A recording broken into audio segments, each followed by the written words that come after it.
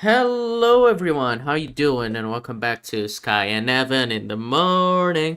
And today, we're going to be talking about an M. Night Shyamalan movie, the first time we've done that here. And it is Unbreakable, a movie that you enjoy, right, Evan? That's why you recommended it. Very much so. It's funny. I was just asking you like what you thought, and you were saying like you weren't quite blown away. I had a similar reaction to this movie when I first saw it, and this is one of those movies. Some of my favorite movies are the ones that are like infinitely rewatchable, and Mm-hmm. every time I rewatch this movie, I get something new out of it. There was so much that I appreciated that I didn't appreciate the first time. There were a couple of lines I'd forgotten about, and it's just this is a movie that rewards its viewer, and that's what I love so much about it. Yeah, I mean, I would honestly agree with that. It is genuinely like I know I said it didn't like didn't blow me away, but I genuinely did think it was a really good movie. It's It's a little interesting. I don't know. It kind of feels. I mean, it is dated, but in a good way. That's how that's how I feel about that movie. Like, and it's weird because it's a movie that came out in the year 2000, so it wasn't even filmed in the 2000s. But it feels so stereotypically 2000s, like the way it's shot with the fucking Yeah, cold yeah. color grading and the way everyone talks, like they're all whispering. That annoyed me so much of 2000s filmmaking. Um, but it kind of has a charm to it, and it's like it's like the kind of movie you'd see nowadays is like a deconstruction of superheroes before the superhero genre became like popular. It's so weird because like if this movie came out nowadays, you think yeah, it makes sense of like the postmodernism type of thing, but it's before that. It's before all of that. It's so it's Well, wild. yeah, it was of the era where like things, because I think the first Spider-Man was the year 2000, but it's like you'd had the Batman movies from 1989, but those had like gone to Joel Schumacher levels by that time. Same with Superman. Like superhero movies hadn't really found their niche, and obviously they didn't until like kind of the MCU like popularized everything. But this was back in the era of like the movies not quite working out so well. They like the early 2000s are like the infamous ones, even though we're getting cameos of Deadpool and Wolverine with those characters. But but it's such a smart deconstruction because it's not really like a superhero. So getting into this is what I love about this movie. This entire movie is an origin story. Yeah. And what I've always laughed at with origin stories, people have like an aversion to origin stories. They don't like them. They're like, we're seeing Spider-Man's origin again. It's like Uncle Ben dies again. It's like my problem with it isn't that. My problem is that the first issue of Spider-Man is a full and complete story with a beginning, middle, and end. Peter learns a specific lesson, and that lesson is supposed to be what like defines his character in large part. And I don't think it makes a good first act of a movie. But everyone tries to just be like, "Hey, we'll just make that the first act, and then we'll get going." I'm like, it's so much better in like the Spider-Man video game where you're just like everything's already established, and the first thing is him jumping out the window. Like you don't always need an origin story, but this is one of the few superhero like movies where they really do just spend the entire movie building up to the main character becoming a superhero. Mhm. And because it's about him rather than about him being a superhero. It's about him becoming one. Well, that's what I thought was interesting because it's like I've heard a lot of people say this is one of the best superhero movies, and it's so weird to call it that, like a superhero Yeah. movie, because it isn't that. And like the acts of heroism we see is him saving like two kids instead of like he stopped a train that was derailing or something that bombastic. Just like he saves two kids or victims of like a guy who broke in and killed their parents. It's like kind of small, which is kind of what I like. Like this movie is very self-contained, I guess. It's weird that it's self-contained and that they made two movies in that same universe, but like, I'm sure we'll get around to those two at some point. Honestly, yeah, I feel like I can't help myself. I have so much to say about Glass. It is really frustrating to me. Yeah, I've heard mixed things on Glass. I've heard Split is good though, but who knows? Yeah, I like it in large part. Um I don't want to go into too excruciating a detail, but this is one of those movies that I feel like talking about it kind of in order is the best way to go. Because yeah, like I said, it's all following the main character, but the opening here, I've loved this. It's one shot. This is something that's like consistent in this movie, especially like you can just watch it and like pay attention to it. There's tons of unbroken takes Yeah. similar to like Spielberg's, like just non-show offy oneers, and they use like mirrors a lot. They use like reflections of Hmm. characters and Mr. Glass that's supposed to be. But yeah, this opening scene, you got the mirror to like cut, like quote unquote cut between the characters, and the actor who plays the doctor in this scene, like really good performance of just being like not understanding what he's seeing, and just that line, it's like his arms and his legs are broken, so at birth Elijah, like his bones broke and he was Yeah. in pain. I And I'm sure I recognize that doctor actor for from uh somewhere. I I, recognize his voice at the very least. I don't know from where. he's the big thing it looks like he's in is Chicago Fire. Actually, Mm, he's like, apparently he's been on that forever, but I was looking him up because I'm like, dude, you, for what little screen time you have in this movie, you were yeah. great. And he So has a very good voice as well. yeah. So this introduction is amazing. Again, one take, the opening credits here until she gets up basically, and then you right before the train crashes. But so much is said in this opening scene. So you're just, David's just sitting on a train, and then a woman sits down next to him, and then you see he takes off his wedding ring Hmm. Well, I kind of consciously. love because And they show him looking before the girl sits down. He looks forward and sees the little girl in the front seat, the seat in front of him, looking at him, and he just like gives her a little cute nod. And then for the rest of like the scene, we basically see her perspective of it because it's like it's filmed yeah, from the seats in front of them, just going back and forth between them as they talk instead of like cutting or anything. It's all one shot. It's brilliant. I really love that. well, that's exactly what I was saying with the mirror, like the panning back and forth. And this is kind of the same thing. It's like a cut, but they don't cut. It's Yeah. just, it's so funny how that I works. mean, genuinely, just like Yeah, outright, the cinematography in this movie is phenomenal. Like some of the best I've yeah. seen. Such great. Oh, this is another thing that's amazing in this movie, the use of color. Like characters have like signature colors to them. Like obviously Elijah's is purple, Hmm. David's is like green, and there's, oh, it's so beautiful. And this was back at like the authentic days when there wasn't as much post-production. It just, Well, that's what I thought something was about so this. funny, right? Because when he senses the train is about to derail, I'm just like, oh, if this was nowadays, we'd see a whole CGI sequence of the train Yeah, and they'd explosions, explode. and then instead we just cut to his son watching on TV, and we just see the aftermath. Oh, the train derailed. Because yeah, that is more impactful. You don't need to show it, because especially because it'll break a little bit of the believability of this movie because it is so understated Yeah, that it is like kind of realistic in a sense. well, that's what I love, is that like the doctor is like asking him, and like he can't, they're just like, we don't have an explanation. Like, were you just standing where you sit? Like, how are you not hurt? And like, we don't see. So we don't know. Like, was it just some miracle? And that, again, with the superpowers in this movie, like there's just enough there to like make it plausible that maybe he is just normal. But again, the point of the movie is that he believes it himself. So Yeah.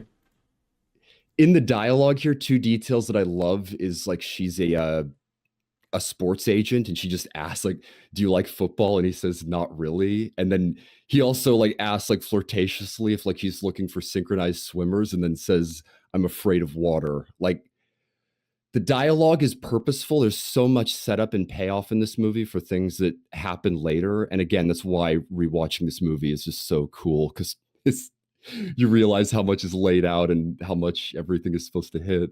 Yeah, I hadn't even realized that. Like, yeah, I guess it didn't hit me because I just I just got to the Well, end of the movie. But yeah, the way you said it makes sense because it's a thing that becomes quite important about his character is him being afraid of water because it's like his weakness or whatever. exactly. The doctor here. Did you recognize the funniest thing? I was like, do I know that guy? And I'm like, I do. Oh yeah, the it's the doctor that's from fuck, what's the name of the House of Cards. He's Yeah, yeah, Kevin Spacey's and assistant. Johnny, Yeah. yeah, and Johnny Vitti in The Penguin as well. I was like, dude, that's Oh him. It's yeah. just this one little scene. It's like it's so funny. Yeah, I recognize him. His hair is a lot different. I guess he gave up on the hair that was very receding by that point.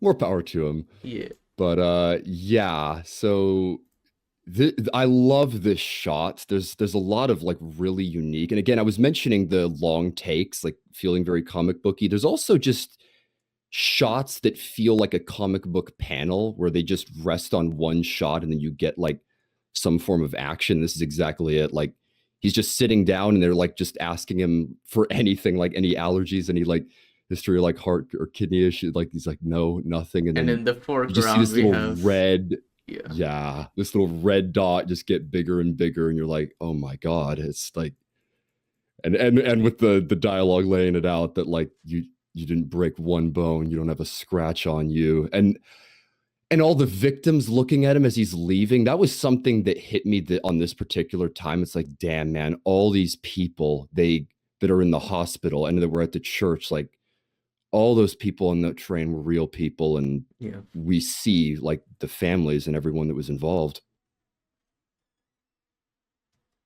Yeah, I mean that moment Yeah. hit me, especially it's really done really well as well because you have no dialogue there as well. You just see his son hugging him, and then the awkward little kiss from his wife, and then the kid tried to get him to hold hands, and then just their hands just slipping away. It's like there's so much detail in that scene. Like, man, you're saying so much without dialogue. I kind of love this. Yeah. And then after that, you get like an introduction to them proper. And I love it.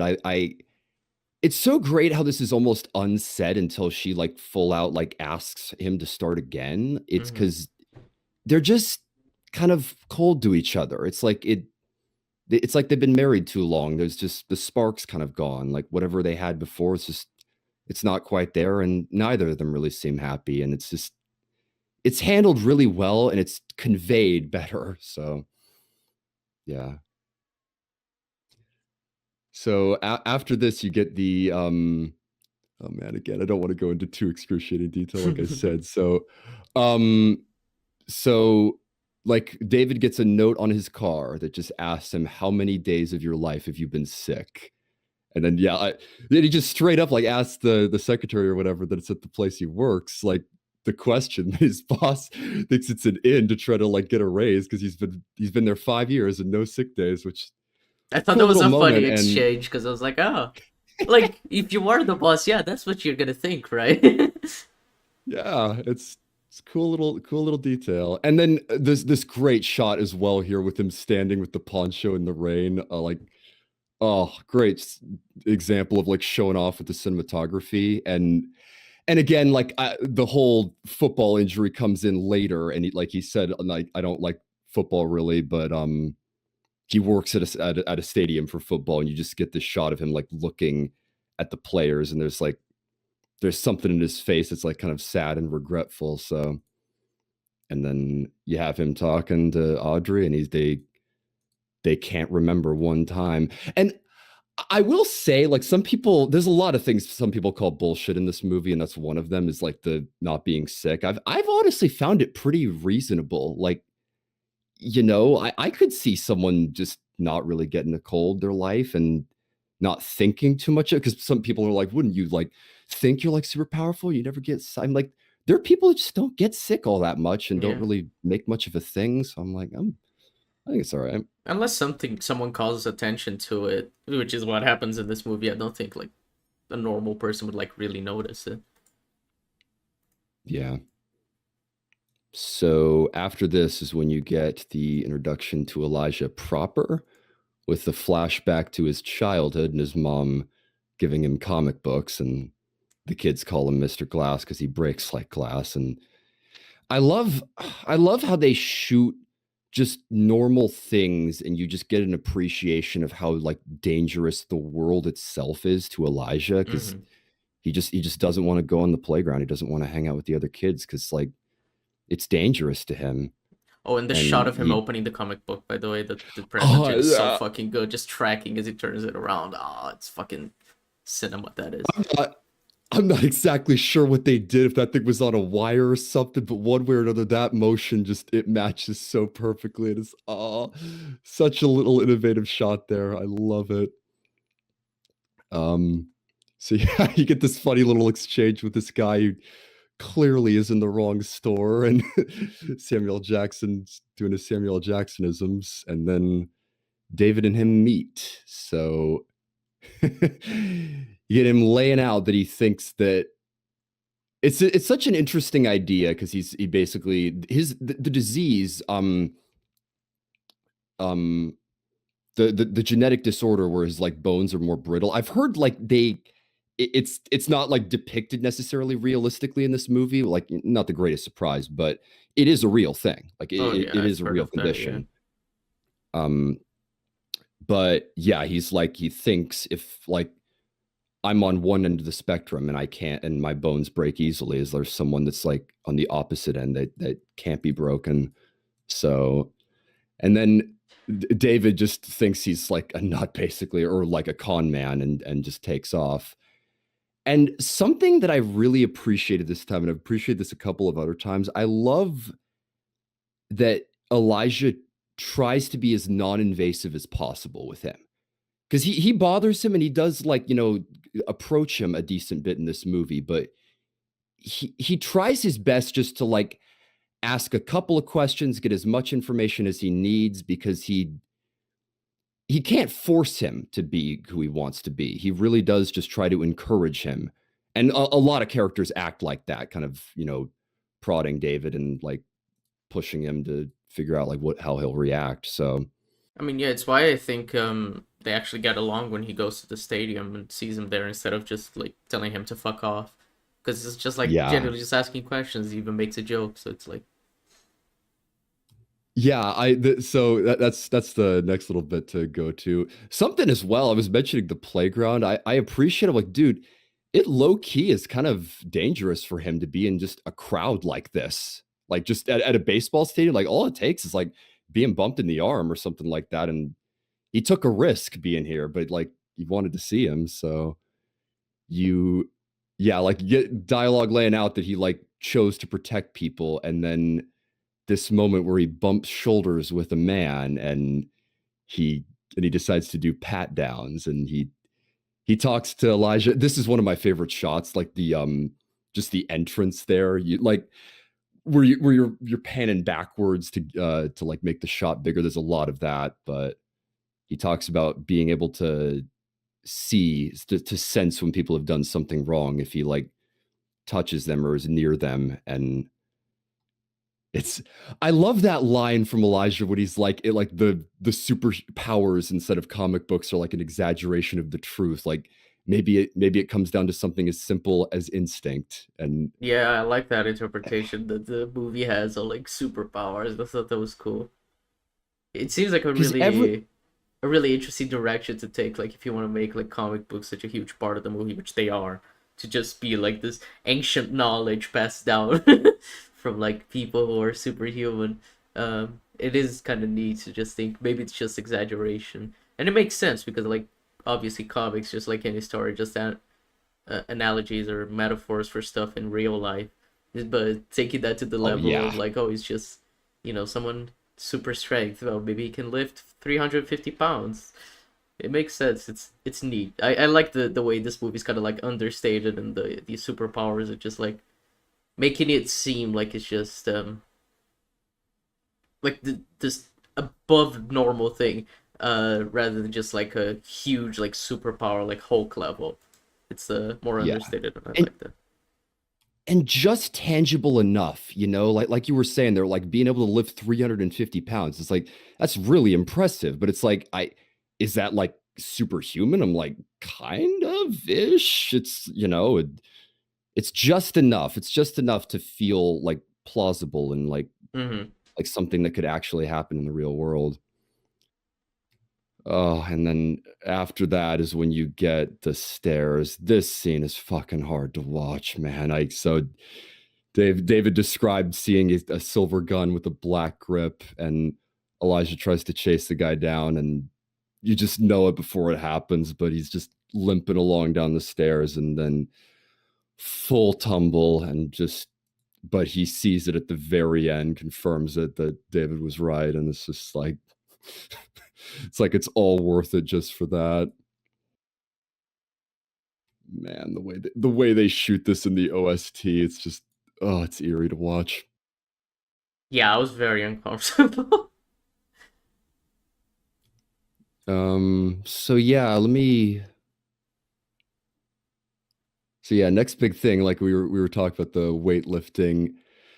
One of my favorite parts of this movie is Joseph, like, and his relationship with him. Like, it's funny, I actually didn't mention it earlier, but Audrey and him don't sleep in the same room, and it's like I'm not sure if what the implication there is that like Joseph wants to like sleep with in his dad's bed because like he's scared of like the train crash or whatever, or is like he just wants to be closer to him. But one way or another, like they're close in this movie, and they're like they just have such a wholesome relationship, and this, this is one of those examples where he just adds to the weight bench, and he's like, you should never do this day, like like it's very dangerous. It's like we've all had that with our dad, when your dad like lets you do something that like your mom probably doesn't like, but Yeah. oh, it's so cool just seeing him like just pushing his dad and trying to like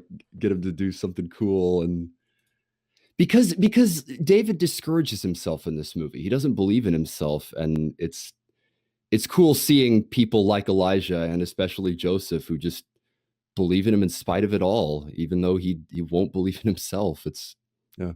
Yeah, and the movie makes a little bit of a point about this, but it's a little scary. Like when Joseph like puts a gun on him. It's the kind of thing you're like, okay, Yeah, maybe you shouldn't think your dad's a superhero. Maybe chill out. exactly. He does take it to the nth degree.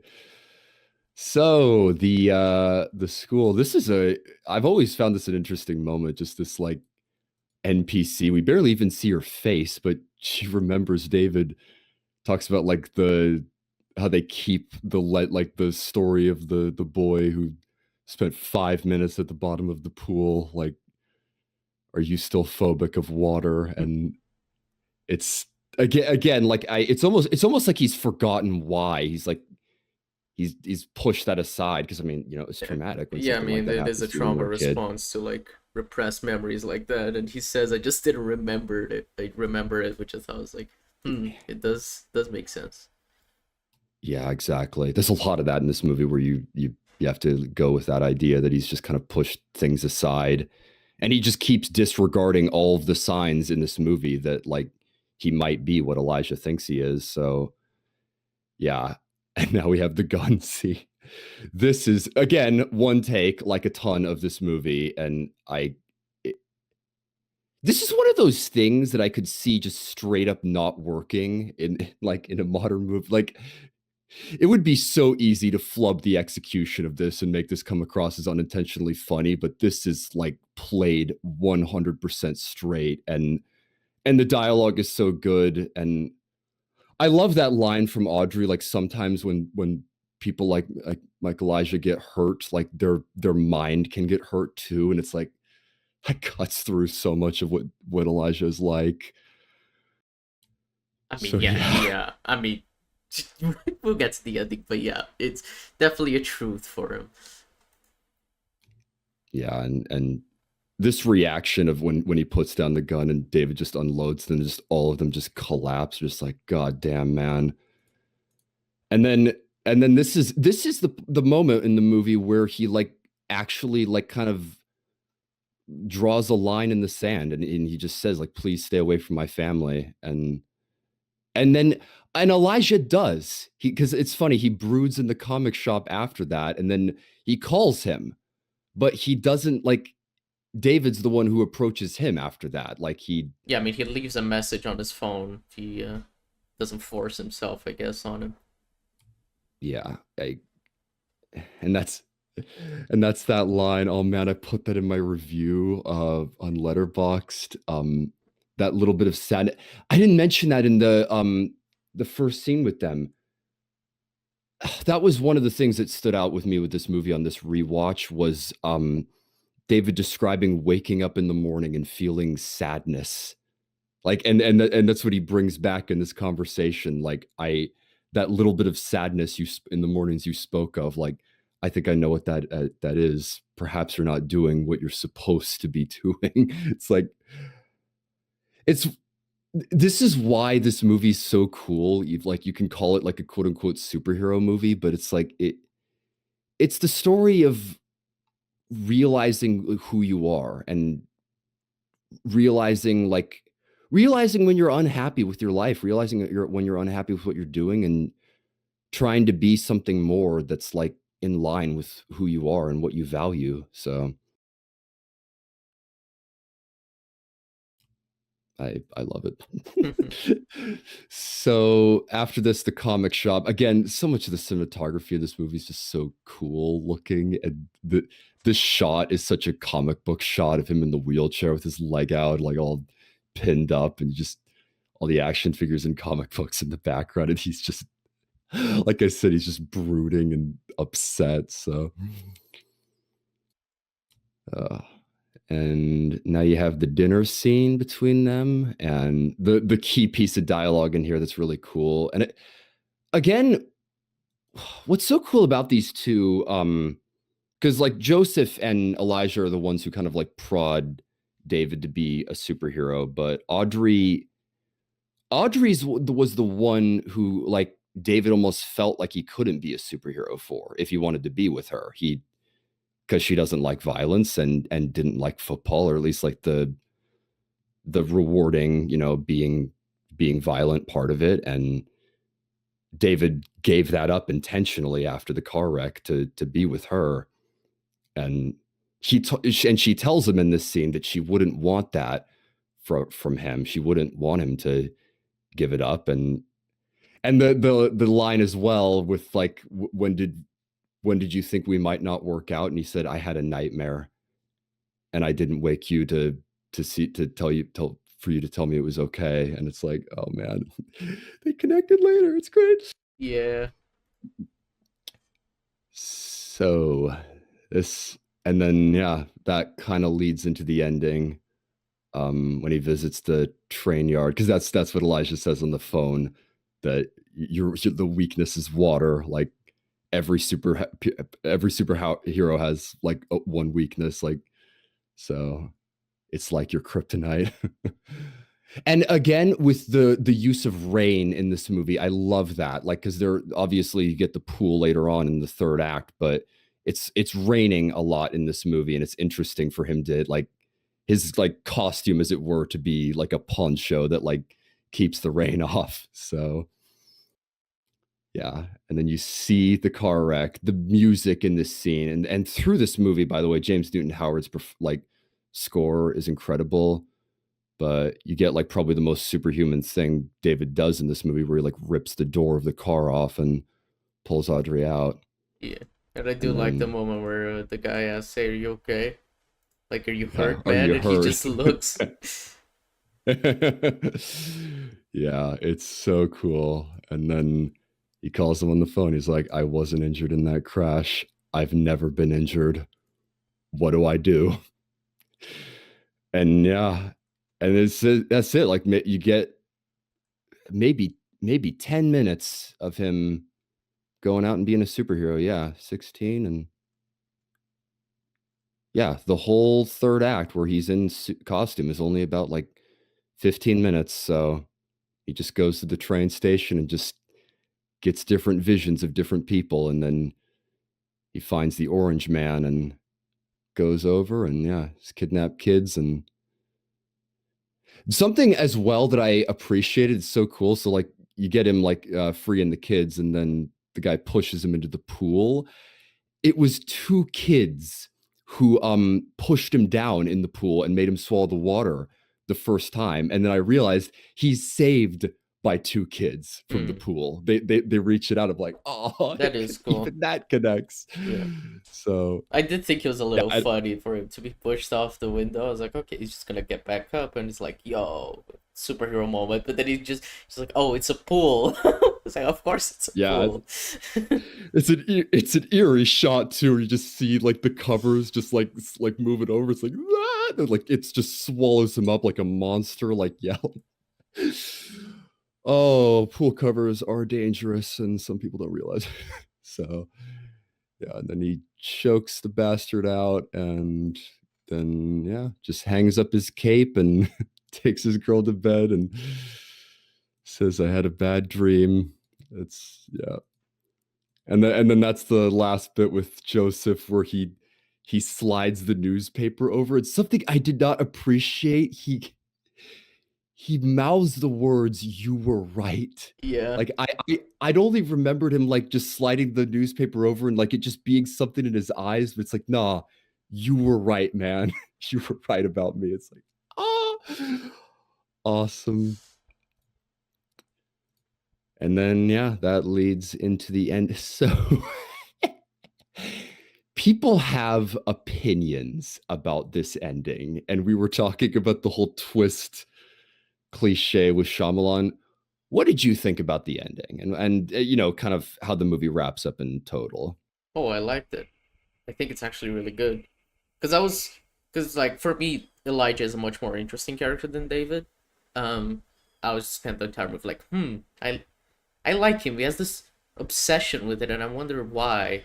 And when you realize his motivation and what he actually did to achieve it, it's kind of like it's obviously a very dark, weird motivation, but it's like considering his obsession with comic books, I think it ties really well with that like idea that the movie's exploring of comic books and like his obsession with good and evil. Um, I thought that worked really well. Just him like trying to find the opposite version of him, someone who Well, was unbreakable. I thought that was really cool. well, that's what I always love describing the ending of this movie as. It's basically like the revelation is like someone that you thought was almost like some form of a mentor to David turns Mm-hmm. out to be the supervillain, the arch nemesis, and it's like his quote unquote evil plan was to find a superhero, to make a superhero, because he spends this movie trying to make him realize who he is and to like have him go out there. And that's why he shakes his hand. He asks, that's the last thing he asks him, like, when you woke up this morning, did you feel it, the sadness? And when he says no, I think this is when we shake hands. And of course, and he knew what that meant too, because David had told him that he could sense when people had done something wrong. So he, in essence, this is him turning himself in, giving himself up, and yeah, Basically, like I fulfilled my purpose. Now we're done. yeah. That's the line. Now that we know who you are, I I know who know I who I am. am, dude. Samuel Jack. He's There's so probably a good in couple this of these movie. that you've got, but I'm telling you, there's you ever have like a line read in a movie and you're like, God damn, like with like one line, it's like that's like genuinely some of my favorite acting. His delivery of that line, "I'm not a mistake," is just like, oh man, it's like just at the edge of a voice crack, and he's just like, God, Elijah, you never were a mistake. It's like, man, Yeah, I mean, it's Jesus, he's so like broken.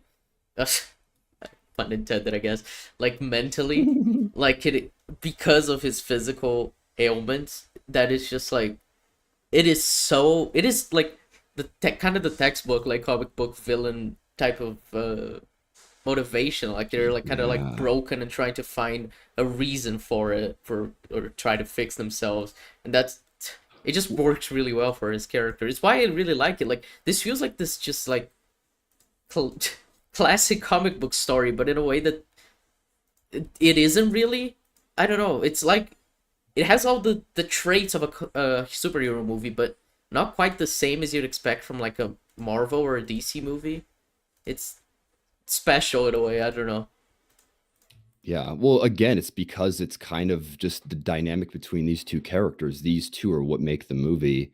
And that's the line that he says, like, to not know your place in this world. That's just an awful feeling. And both David and Elijah, that's kind of what they're trying to figure out in this movie. They Mm-hmm. both don't know their place in this world. And it's when they find each other that they like figure that out.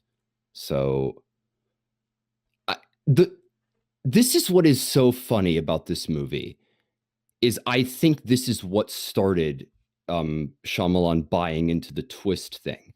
Because let me read to you the fucking Rotten Tomatoes consensus. This has been unchanged forever.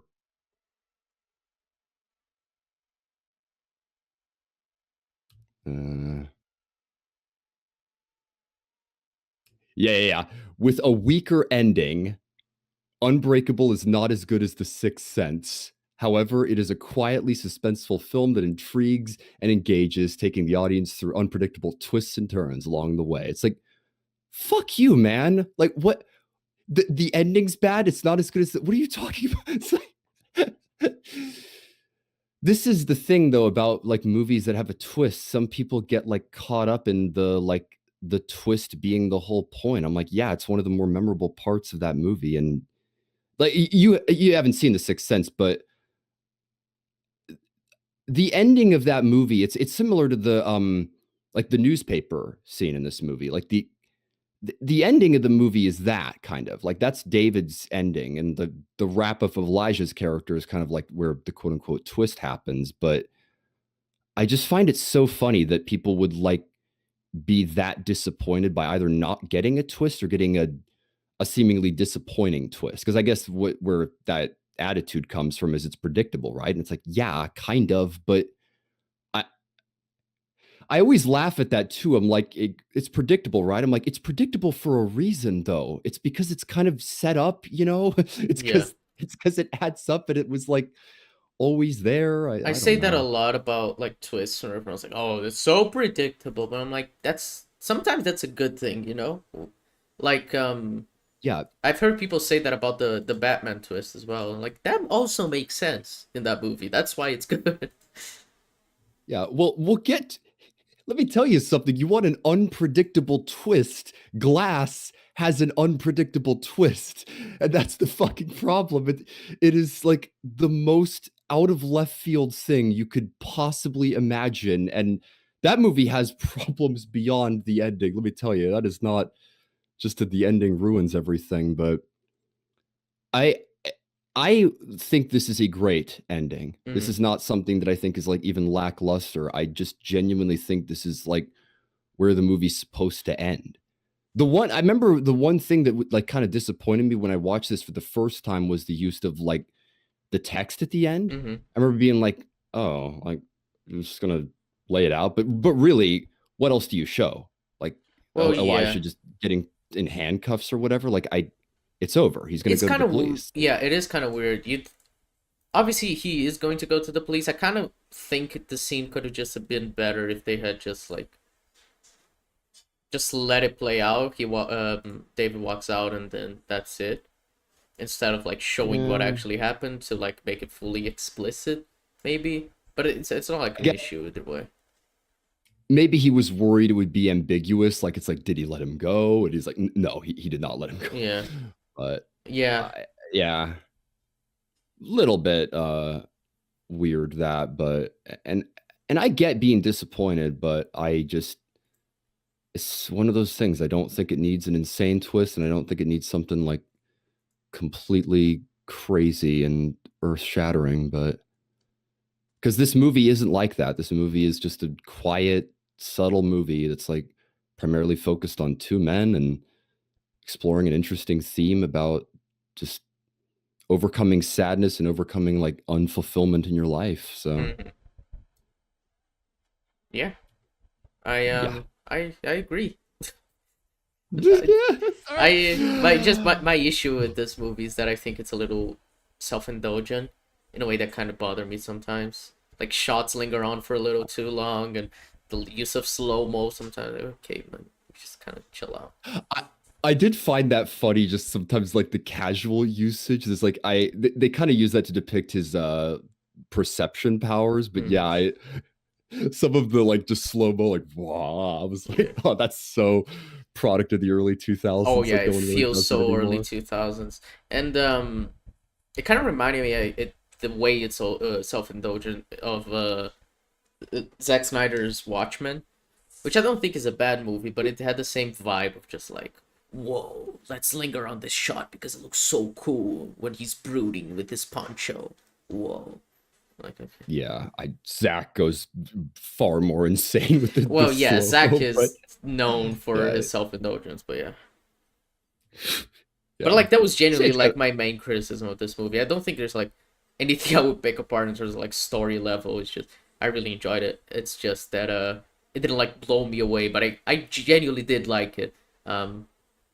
Because sometimes you recommend a movie and I'll be like, it was good, but I didn't. But I actually did enjoy it. I had a fun time, and I honestly kind of feel like I want to rewatch it a few times. Like it seems like a fun movie yeah. to rewatch, and the details we were pointing out as we went through it, like just in general, like the stuff that you pick up on after knowing the full story. I think it's cool. Yeah, I'm telling you, those honestly are like some of my favorite movies. I realized that a while back, like how much rewatchability and like with video games, like how much replayability matters to me. And this and Groundhog Day are like two of my favorite examples of that, of movies that are just like they when you rewatch them, there's so much to absorb, and it's a movie that rewards you for paying attention and for appreciating the small things. And I just think it gets better and better. But yeah, it's yep. I love this movie. Hmm. I really do. Yeah, I noticed. I It's genuinely, I don't know. It it's weird because like watching that movie didn't hit me like a kind of movie that you just like adore, but you seem to really, really like it. So I mean, fair I enough.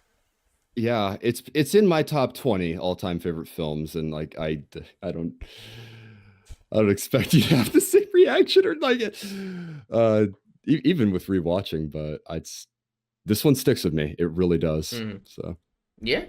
No, I genuinely did enjoy it too. Not a.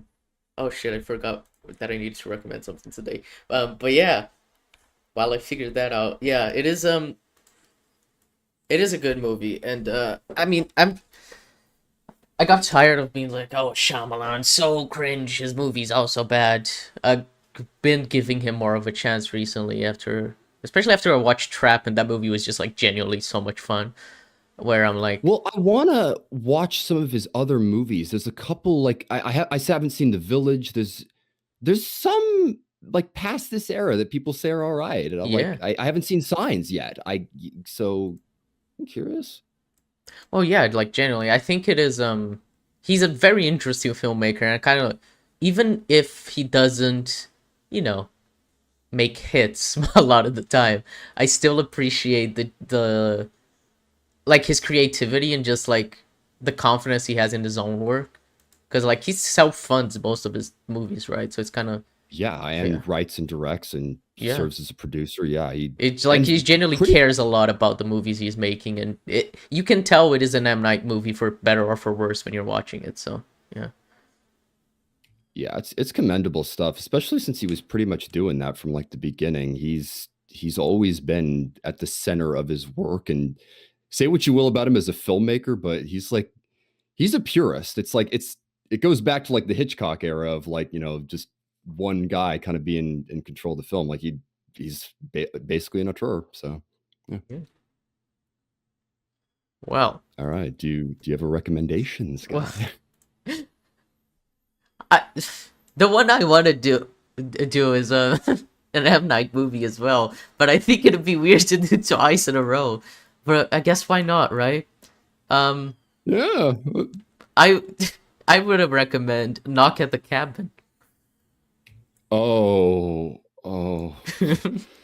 God damn it. I have You're not gonna seen do that. that to me?